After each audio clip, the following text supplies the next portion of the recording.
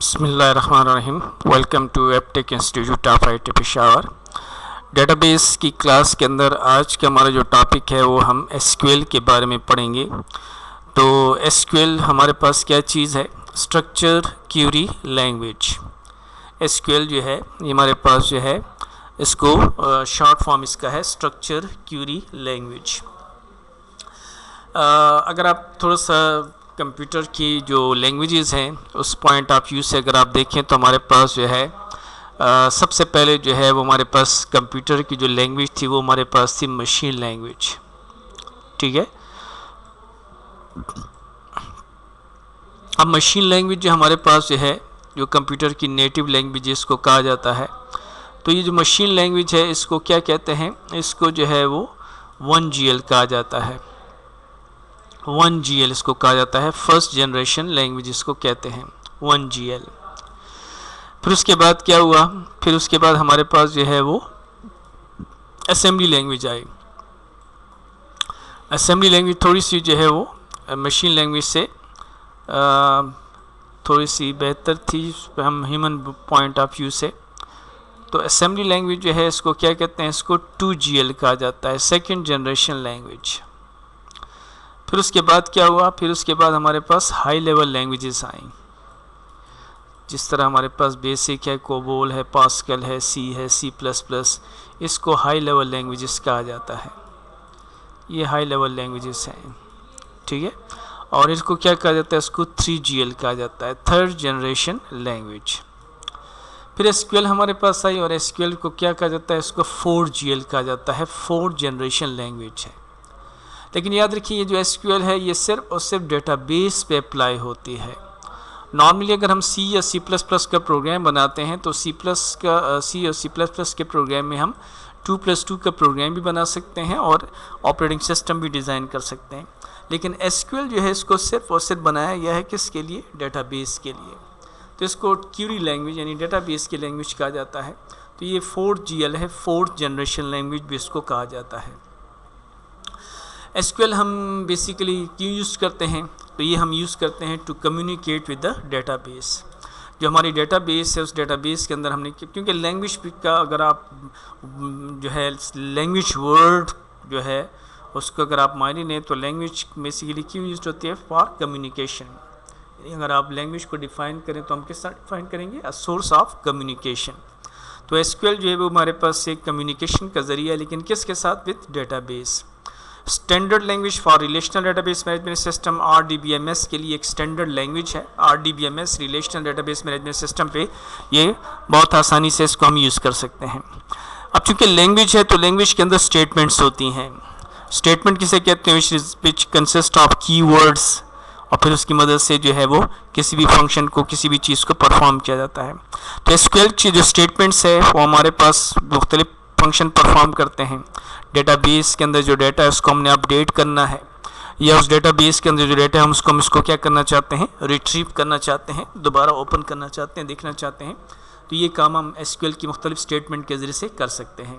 तो अपडेट किस तरह करेंगे डेटा को एक डेटाबेस के अंदर, रिट्रीव किस तरह करेंगे एक डेटाबेस को डेटाबेस से। DBMS भी हमारे पास RDBMS की जो कॉमन हमारे पास RDBMS है वो हमारे पास जो SQL यूज़ करते हैं वो हमारे पास Oracle है, Sybase है, Microsoft SQL सर्वर है, Access है, Ingress, ये मुख्तलिफ हमारे पास जो है RDBMS है जो SQL लैंग्वेज को यूज़ करते हैं फॉर देयर डेटाबेस। अब याद रखिए हमारे पास ये जो डेटाबेस है ये डेटाबेस हमारे पास जो है वो 3 टाइप्स की हैं।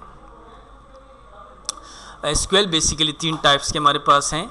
उनमें से एक को कहा जाता है DDL, second one is DML and third one is called DCL। तो DDL का मतलब क्या है? Data definition language. और DML का मतलब क्या है? Data manipulation language. और DCL स्टैंड करता है डेटा कंट्रोल लैंग्वेज। तो ये हमारे पास 3 टाइप्स जो है ऑफ SQL हैं। DDL data definition language, DML data manipulation language. These are the parts of SQL। It's not another अलग चीज़ नहीं है बल्कि SQL का हिस्सा है। ये तीनों चीज़ें SQL के अंदर मौजूद होती हैं। हर एक के लिए मुख्तलिफ अलग अलग स्टेटमेंट्स हैं, उन स्टेटमेंट से हम पहचानेंगे कि ये DDL है, DML है या DCL है। और डेटा कंट्रोल लैंग्वेज, ये तीन हमारे पास क्या है, ये SQL के हमारे पास तीन टाइप्स हैं। DDL हमारे पास किस चीज़ को स्टैंड करता है, it stands for data definition language. DDL stands for data definition language, एक ऐसी लैंग्वेज जिसमें हम डिफाइन करते हैं डेटा स्ट्रक्चर, यानी हम जो डेटाबेस बना रहे हैं उस डेटाबेस के अंदर उसका जो डेटा होगा उसका स्ट्रक्चर क्या होगा, कौन कौन से हमने जो है टेबल बनाने हैं, रिलेशन बनानी है, उसमें मास्टर टेबल कौन सा है, पेरेंट टेबल कौन सा है, चाइल्ड टेबल कौन सा है, प्राइमरी की कौन सी है, फॉरेन की कौन सी है, इसको डेटा स्ट्रक्चर कहा जाता है। It is use to specify a database schema as a set of definitions, यानी हम मुख्तलिफ़ चीज़ों के डिफ़ाइन करते हैं डेटाबेस के अंदर कि किस तरह जो है वो डेटाबेस को मुख्तलिफ़ तरीक़ों से उसको मुख्तलिफ़ चीज़ों को डिफ़ाइन किस तरह करेंगे। DDL जो है इसके अंदर हमारे पास जो इसकी जो स्टेटमेंट्स हैं, मैंने आपको कहा ना कि जब हम SQL में काम करेंगे तो उसके स्टेटमेंट से हम उसको पहचानेंगे कि ये हम DDL वाले पोर्शन में काम कर रहे हैं, DML में काम कर रहे हैं या DCL में काम कर रहे हैं। वजह उसकी क्या है कि ये सारे के सारे it's a part of SQL, ये सारे के सारे SQL का हिस्सा है। तो हमें स्टेटमेंट से पता चलेगा कि whether we are using DDL और वी आर यूजिंग DML और we are currently working in DCL। तो स्टेटमेंट से आप उसको रिकग्नाइज करेंगे। तो DDL का ताल्लुक चूँकि डेटा डेफिनीशन के साथ है, इसमें हम क्या कर सकते हैं, मुख्तलिफ ऑब्जेक्ट्स जो हैं उसको हम क्रिएट किस तरह करेंगे, डेटाबेस के जो ऑब्जेक्ट्स हैं, अभी आपको बताता हूँ कौन कौन से ऑब्जेक्ट्स हम डेटाबेस के अंदर क्रिएट करते हैं, अल्टरेशन किस तरह करेंगे, यानी उसके में चेंजेस किस तरह करेंगे, डिस्ट्रॉय मीन्स उसको डिलीट करना, वो किस तरह हम करेंगे। अब वो ऑब्जेक्ट्स हमारे पास डेटाबेस के कौन कौन से हैं,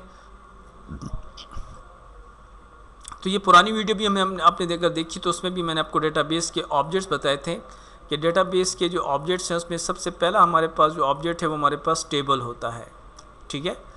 अब वो टेबल जो है बेसिकली वो ऑब्जेक्ट है जिसमें हमारा सारा का सारा डाटा पड़ा होता है। तो table is basically used to store all the data used in a database. एक डेटाबेस के अंदर जितना भी डाटा होता है वो सारा का सारा कहाँ पे स्टोर होता है, टेबल्स के अंदर। तो टेबल को किस तरह क्रिएट करेंगे, उसके स्ट्रक्चर में किस तरह चेंजेस करेंगे, उसमें उसको डिलीट किस तरह करेंगे, उसको रीनेम वगैरह, ये सारा काम जो है आपका किसके अंदर होता है, DDL के अंदर होता है।